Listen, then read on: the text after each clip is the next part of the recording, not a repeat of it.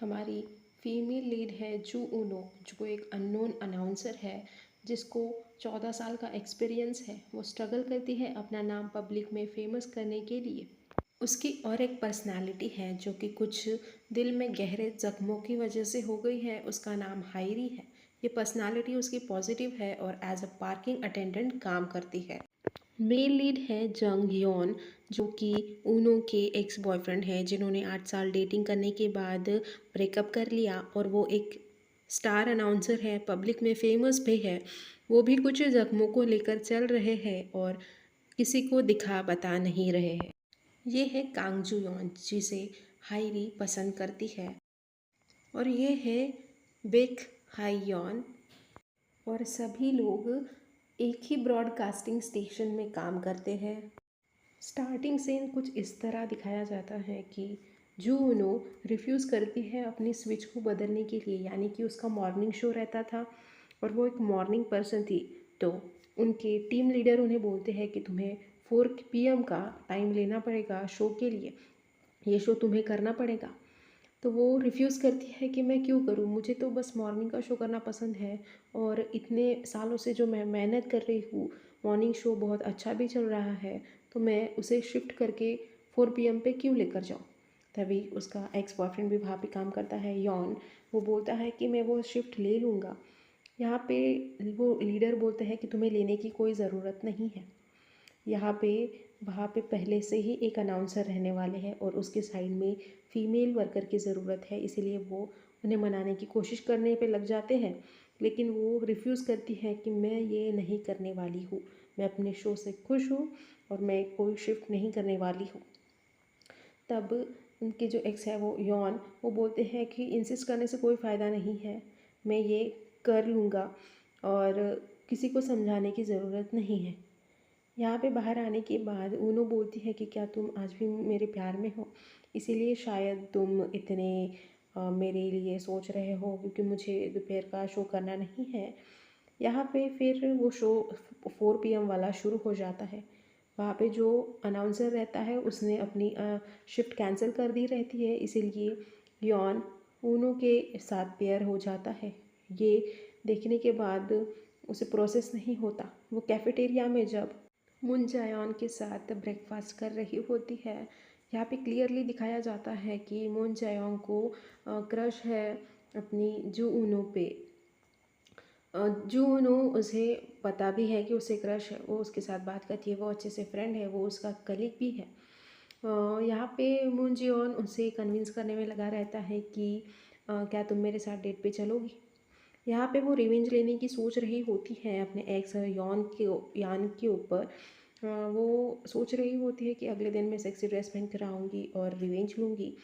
यहाँ पे वो वैसा करती भी है, अच्छे से मेकअप भी करके आती है, ड्रेस पहन कर आती है। फिर वो दोनों अपने अपने जो लाइन्स है वो बोलना स्टार्ट करते हैं, रिकॉर्डिंग स्टार्ट हो जाती है। एंडिंग सीन में जब दोनों को अपनी अपनी लाइन्स बोलनी होती है, तब यहाँ पे जूनो की जो लाइन्स हैं वो यॉन ले लेता है और वो सारे उसके लाइन्स बोल देता है और यहाँ पे उनकी शूटिंग ख़त्म हो जाती है। तब वो उसे चिल्लाती है कि तुमने मेरे लाइन्स क्यों लिए। तब वो स्पॉट बॉय आता है और उसे नीचे से ढक लेता है। तब वो बताता है कि तुम्हारी स्कर्ट नीचे से फट रही थी, इसीलिए यॉन ने तुम्हारी लाइंस छीन लिए थे। वो तुम्हें एम्बैरस होने से बचा रहे थे, इसीलिए तुम उन पर गुस्सा मत करो। तब उसे रियलाइज़ होता है कि उसने तो मेरे लिए ही ये सब किया था और मैंने उसे कितने रूड से बात की। यहाँ पे वो फिर मोन्जियन को मिलने जाती है। फिर से वो वही बात करने पे लग जाता है कि तुम मेरे साथ डेट पे चलो।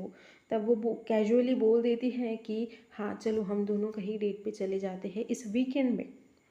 जब वो दोनों ये बातें कर रहे होते हैं, मुंजियन खुश हो जाता है कि तुम मजाक तो नहीं कर रही हो।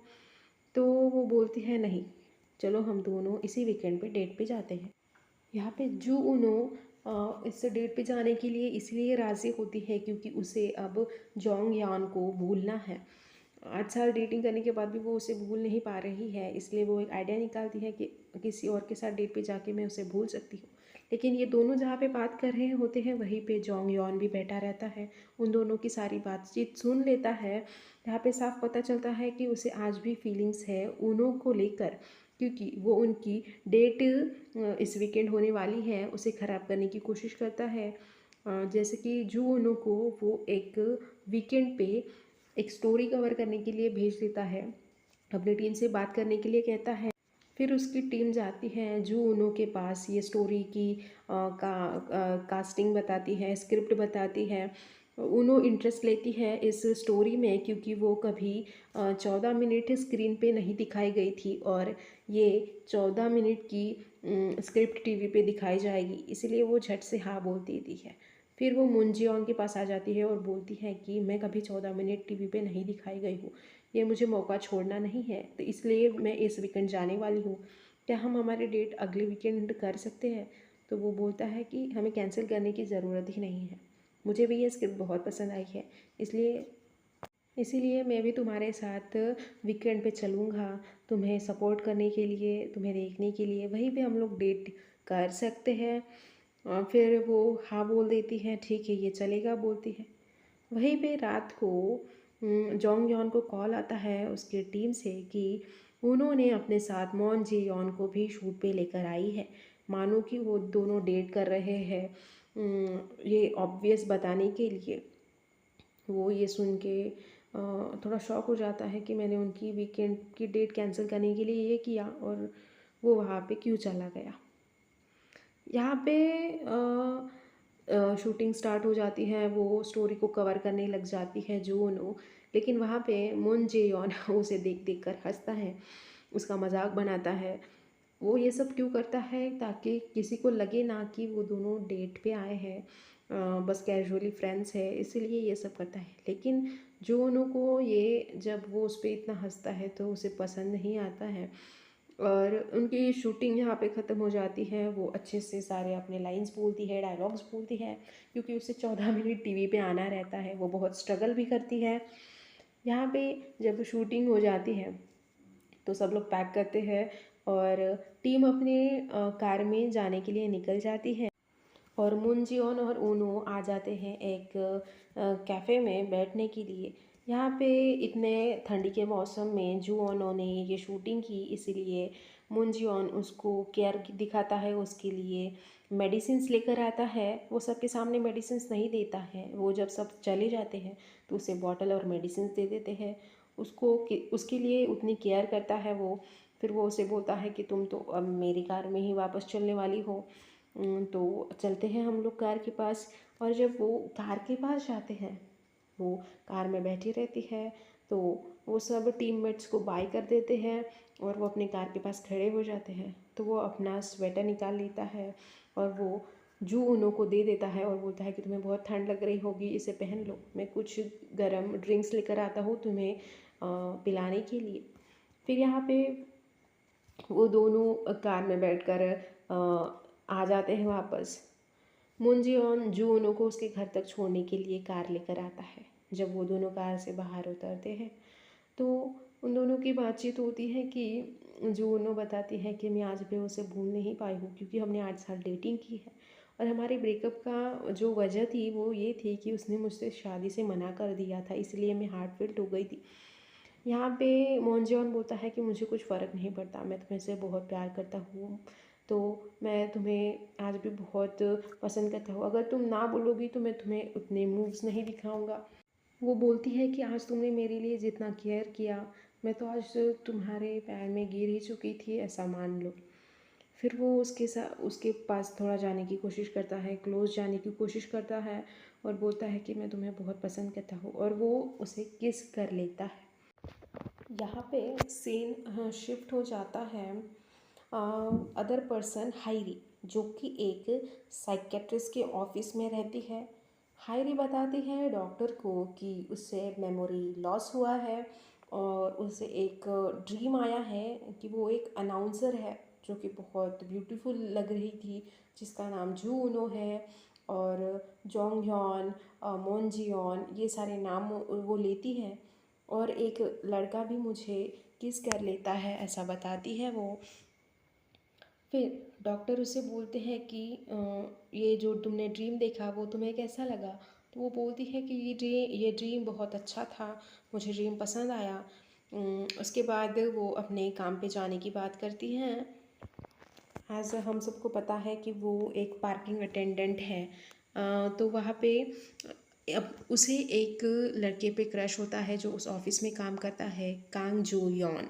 तो वो उसके लिए फ्रंट वाली कार पार्किंग की स्लॉट हमेशा खाली रखती है वहाँ पे बैठकर। अगर कोई दूसरी गाड़ी आ जाए तो वहाँ पे वो उसे वो पार्क करने नहीं देती। जब कांग जो यॉन की गाड़ी आती है तो वो अपनी चेयर को हटा लेती है उसे वहाँ पे गाड़ी पार्क करने के लिए। यहाँ पे फिर कांग जो यॉन वहाँ से जाता है तो वो उसे देखती है, लेकिन जब भी कांग जो यॉन वहाँ पे कुछ परचेस करने के लिए जब निकल आता है तो वो वहाँ से छुप जाती है, वो उसे फेस नहीं करती है। यहाँ पे वो उसे बहुत पसंद करती है, वो जब भी टीवी पे आता है तो उसे देखती रहती है। वो उसी कंपनी में छोटे मोटे काम भी कर लेती है, प्रिंटर्स लेके जाती है, प्रिंट आउट्स लेके जाती हैं। यहाँ पे वो अपने जो फीमेल वर्कर है उसके साथ अटेंडेंट पार्किंग में वो उसे बताती है कि वो उसे बहुत पसंद करती है। जब यहाँ पे कांग जो यॉन बाहर निकल रहा होता है तो यहाँ पे वो बता रही होती है कि अगर अगर मैं उसे कन्फेस कर लूँगी कि मैं उसे लाइक करती हूँ तो वो मुझे ज़रूर हाँ बोल देगा, क्योंकि मैं बहुत प्रिटी हूँ, मैं बहुत ब्यूटीफुल हूँ। यहाँ पे फिर नेक्स्ट डे की सीन दिखाई जाती है, वो वही रिपीट टेलीकास्ट। उसके लिए वो स्पेस रखती है कार पार्किंग की में। यहाँ पे दूसरी लड़की दिखाई जाती है, बेक हाईयॉन, जो कि कांग जू यॉन को पसंद करती है। वो उसके साथ बहुत प्यार से बात करती है, वो उसके साथ लंच करने की बात करती है, लेकिन कांग जू यॉन उसे मना करता है, उसे इग्नोर करने की कोशिश करता है। हालांकि वो दोनों एक ही कंपनी में काम करते हैं। यहाँ पे फीमेल अटेंडेंट बोलती है अपनी हायरी से कि उसके पास तो कोई लड़की है, शायद वो उसकी गर्लफ्रेंड हो सकती है। तो हायरी बोलती है कि नहीं, वो तो उसे इग्नोर करता रहता है, वो उसे बिल्कुल पसंद नहीं करता है। ये सारी बातें वो बिल्कुल पॉजिटिव रहती हैं कि वो सिंगल ही है और मुझे ही डेट करेंगे वो। यहाँ पे हमारे कांग जू यॉन जो है वो एक अनाउंसर रहते हैं, लेकिन उन्हें मिलिट्री में जाना था, लेकिन कुछ कारण की वजह से वो अनाउंसर बन गए। यहाँ पे पार्किंग अटेंडेंट में जो अदर लेडी काम करती है वो हायरी से बोलती है कि तुम जाके कन्फेस क्यों नहीं कर लेती हो जब तुम्हें वो इतना पसंद है। वो बोलती है कि मुझ में बहुत कॉन्फिडेंस है, जब भी वो मेरे सामने आएगा तो मैं ये कन्फेस कर लूँगी। लेकिन जब वो वहाँ पे रिसिप्ट लेने आता है कार पार्किंग की तो वो छुप जाती है उसे डर कर। यहाँ पे कांग जो यॉन को ये सारी बातें भी बहुत नोटिस करता है कि मैं जब भी कोई रिसिप्ट लेने आता हूँ तो वो लड़की मुझे देखकर छुप जाती है, मेरे लिए कार में जगह भी, पार्किंग के लिए जगह भी रखती है। यहाँ पे नेक्स्ट डे का सीन दिखाया जाता है जहाँ पे कांग जो यॉन ने एक स्टोरी कवर की रहती है फाउल प्ले पे, जिसकी वजह से वो ट्रबल फेस करता है। वहाँ पे कुछ प्रोटेस्ट करने वाले लोग आते हैं, अब यहाँ पे उसके नाम के नारे लगाते हैं। कांग जो यॉन जब ये देखता है वो अनअफेक्टेड रहता है, लेकिन वहाँ पे जो लेडी रहती है वो एग्रेसिव रहती है, वो उसकी ओर मारने के लिए दौड़ पड़ती है। वहाँ से वहीं पे हमारी हायरी रहती है, हायरी अपना काम फिनिश कर कर जा रही होती है, लेकिन जब वो देखती है कि कांग जो यॉन पे कोई हमला कर रहा है, कोई मार रहा है, तो वो अपना बॉक्स फेंक देती है और उसका हाथ पकड़कर उसे सेफ जोन ले जाने के लिए दौड़ती है। उसे एक ऐसी जगह पे लेकर छुपा देती है जहाँ पे उसे कोई हाथ भी ना लगा सके।